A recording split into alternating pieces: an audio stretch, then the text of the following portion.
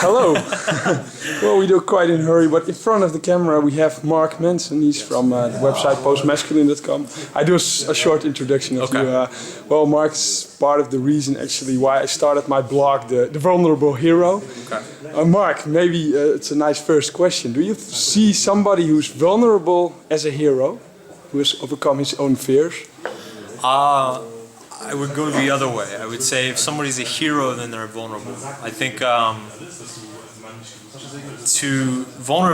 vulnerability and courage are almost the exact same thing. You can't be courageous, you can't put yourself out there and risk yourself without some degree of vulnerability. So I would say every hero is vulnerable in some way or another. And I guess you could say being vulnerable is heroic. Do you think it's a good name for a blog?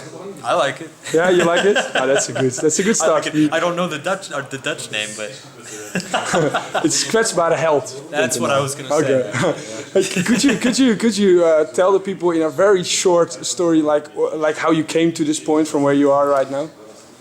Short story. I'm not good at short stories. Very in short description. You started in a relationship that got fucked up because she cheated on you, and then what happened? I basically realized that, for most of my life I had been performing or putting up some sort of perception of myself, whether it was trying to be too nice or trying to impress people or pretending that I was interested in something when I wasn't.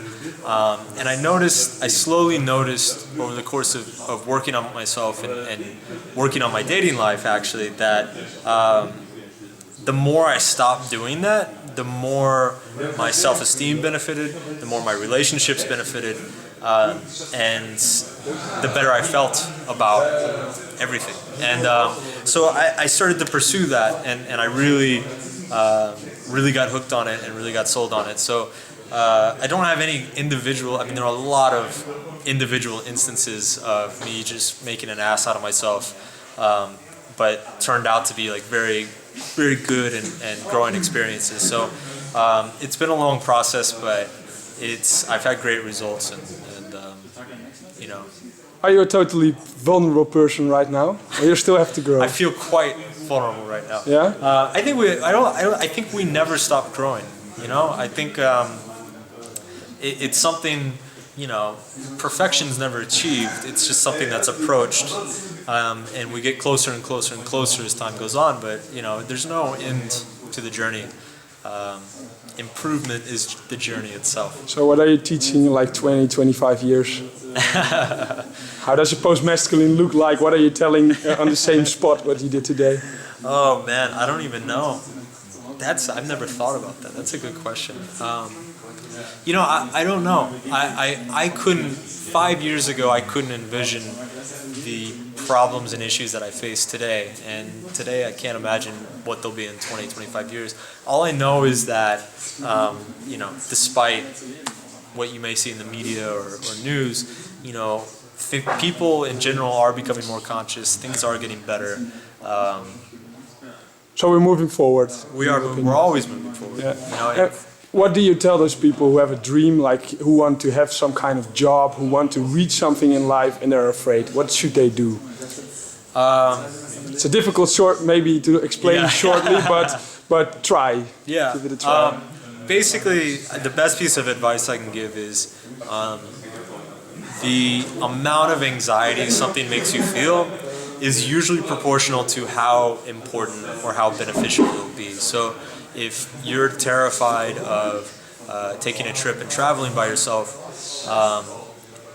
it probably represents something that will be a great growth experience, a very important growth experience for you and your confidence.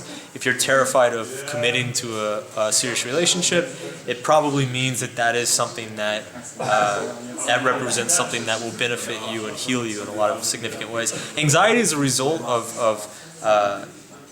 parts of ourselves that we're not comfortable with. So when we experience anxiety, it represents something that we need to develop. So you encourage that taking action? Obviously, absolutely. Yeah? What was the most difficult action you had to take in your life?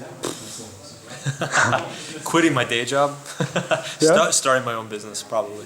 Could you still go back to a day job, you think, or is it? If I loved it, yeah. Yeah. Yeah. And what would that be for? What kind of job? I can't imagine. No? I love my job now too much. So, but you know, again, the reason I've reached the point where I love my job so much, it's been a process and a development over years where I've taken risks. I've chosen to write about things or pursue things that maybe didn't seem like a great idea or that made me very anxious, and you know, eventually it's all turned out for the best. It's all a learning process. And then one last question that keeps me busy every night, kind of. Yeah. How do I really start knowing myself? Because everybody says be yourself. When you're vulnerable, you're yourself. Right. But what is yourself? You know, what is yourself, and how do you know what you really want and what's good for you? Is it something that comes to you, or is it something that you explore? I would say your true identity is whatever you want to be or want to do that is motivated for no other reason than being or doing it. So most of us, most of the time, we're motivated by external factors, making more money, impressing our friends, you know, being loved by our family. These are constant motivators on all of us, and I would say that your true identity is something that you would do even if you were alone on a desert island. And picking that out is a very difficult thing for a lot of people to do. And it's, but I think when you find that, when you find something that you're happy doing or being, regardless of the people around you, then you're on the right track. Did you totally find it? I don't know if you ever totally find it, but I'm closer than I've ever been in my life, and I absolutely love my job and what I do. I love writing. I love learning about this stuff and talking about it. So I'm as close as I've ever been, and you know, I'm always trying to get closer. So you don't think there? Yeah, I keep on going, but there's is there a bigger thing? Is there a bigger thing in life you think you should strive for, or do you think just happiness? That's the thing we live for. Happiness, it's more happiness, yes, it's fulfillment. So and those two things are different. So for instance, you know, having a child doesn't always make you happy, but it fulfills you as being a good parent. So I think what we are after is fulfillment, and fulfilling our needs, our emotional and psychological needs. I think happiness is a byproduct of that, but not, because happiness is very fleeting, it's short term, so I would say fulfillment, meaning. Thanks a lot, Mark. I wish you all the best. Awesome. I liked it a lot today. Cool. Thanks a lot.